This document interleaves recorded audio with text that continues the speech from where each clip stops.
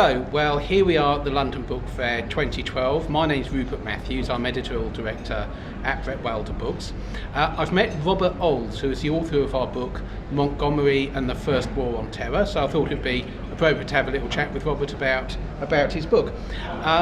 So Robert, tell me, why did you write this book? I wrote the book about Montgomery because there was this area of his career which hadn't really been studied in great detail, yet of course the issues that we were covering in the book are of course far more relevant to us today and the conflicts that the United Kingdom faces than really his involvement in the Second World War, which has been studied at length, and really what he did in the interwar years dealing with guerrilla war, tackling guerrilla warfare, is of course something which we can learn lessons from today, and it's been overshadowed by the Second World War. But Britain's been involved in conflicts in Iraq and Afghanistan, and will no doubt be drawn into other battles in the future. Really, we must learn the lessons of what Montgomery learnt in the 1920s and the 1930s. And I know from reading the book that the conflicts in Ireland and in Palestine are very different sorts of conflicts.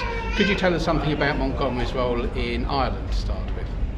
Montgomery was in charge of the largest infantry brigade fighting the IRA in County Cork in Ireland. He was the chief of staff there, dealing with the IRA and trying to fight really what was a nationalist revolt against British rule. And of course there was many different aspects to the conflict as well, but it was essentially from one area of the population a revolt against the United Kingdom.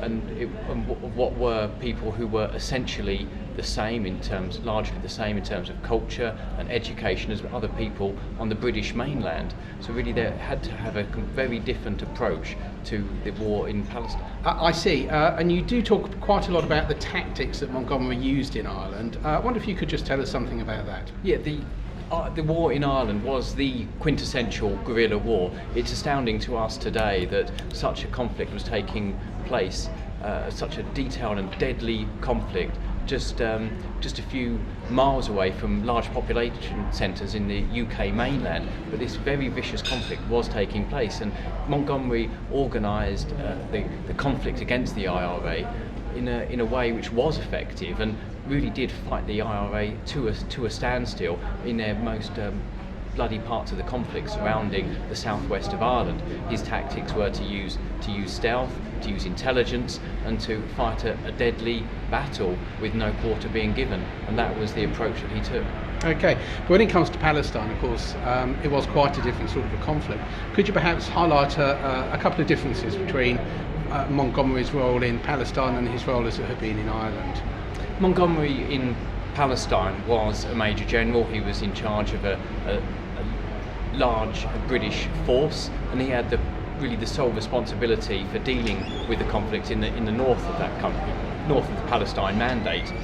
And so he was had a higher role rather than more hands-on, but he really did set the policies which were to take place, which were to eventually lead to the Arab revolt in Palestine of 1936 to 1939 being crushed, and he remorselessly took the fight to the Arabs and didn't sort of follow some hearts and minds policy. It was one of military control that delivered the victory. And he understood that whereas the conflict in Ireland was amongst some parts of the population, must stress some, was a nationalist revolt, in Palestine, of course, there was the element of nationalism against British rule. Of course, there's also the fight against Jewish immigration, and of course the Islamic forces whipping up the conflict. But also there was another aspect to the war in Palestine, which was criminality.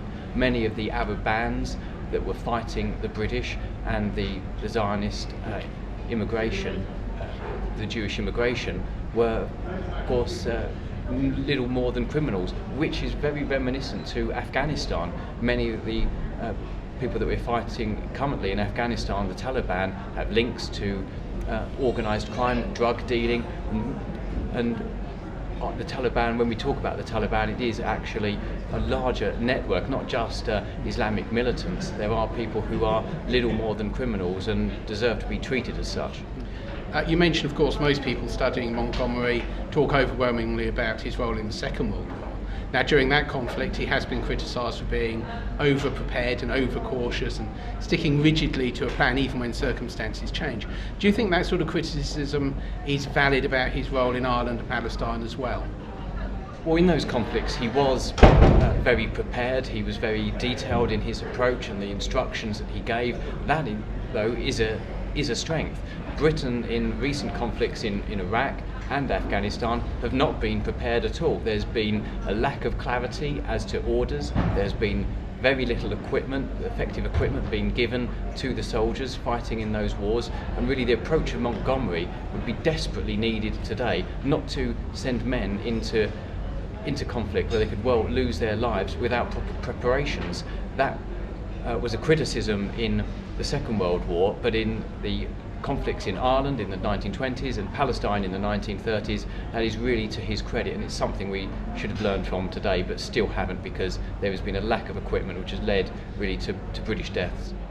Okay, that's great. Thank you, Robert. So obviously there's a lot to learn from your book. That was me talking to Robert Oulds, who is the author of Montgomery and the First War on Terror, published by Bretwalda Books, and available on Amazon, all good bookshops, and of course available as an ebook as well.